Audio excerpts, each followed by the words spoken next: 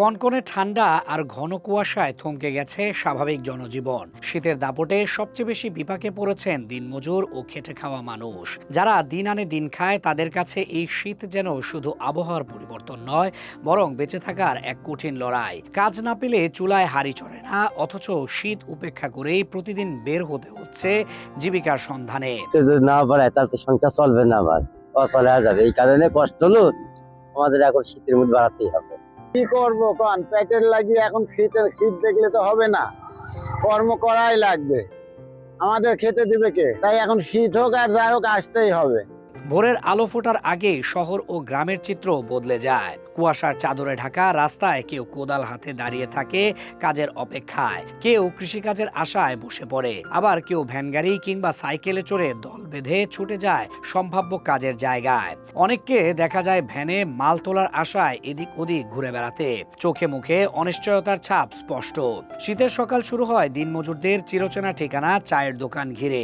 এক কাপ গরম চা আর সঙ্গে একটি শুকনো বিস্কিটই অনেকের দিনের প্রথম খাবার। চায়ের কাপে চামচের শব্দ আর কুয়াশার ভেতরে দাঁড়িয়ে থাকা মানুষগুলোর কথাবার্তায় ভেসে আসে কাজের খোঁজ, মজুরির হিসাব আর দিনের টিকে থাকার গল্প।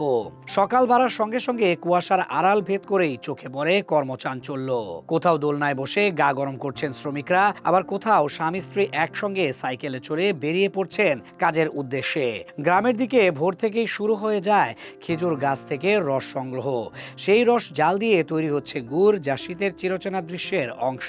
কেউ মাঠে মাটি কাটছে, কেউ গাছ কাটছে, কেউ কৃষিকাজে ব্যস্ত, কেউ শীতের পিঠা বিক্রি করছে, আবার কেউ চায়ের দোকান খুলে বসেছে জীবিকার তাগিদে। নানা পেশার মানুষ নিজেদের মতো করে লড়াই চালিয়ে যাচ্ছে এই তীব্র শীতের সঙ্গে। সকালের এই ব্যস্ততা যেন এক ধরনের কর্মমেলায় রূপ নেয়, যেখানে সবাই ছুটছে বাঁচার তাগিদে, কিন্তু কারো মুখেই নেই স্বস্তির হাসি। শীত পড়তে হেভি, খুব শীত। এই শীত যদি কাম হয়, রোদের সময় একটু কাজ কাম ভালো হয়। এখন তো কাজ কাম নিয়ে যে সকালবেলা এসে বসে রয়েছে। আমাদের ঠেলা ভ্যানে এখন ইনকাম সোর্স একদমই কম। তাও মনে করেন যে এমনই সময় এখন আমাদের যাচ্ছে যে আমাদের পেটের ভাতই জোগাতে পারছে না।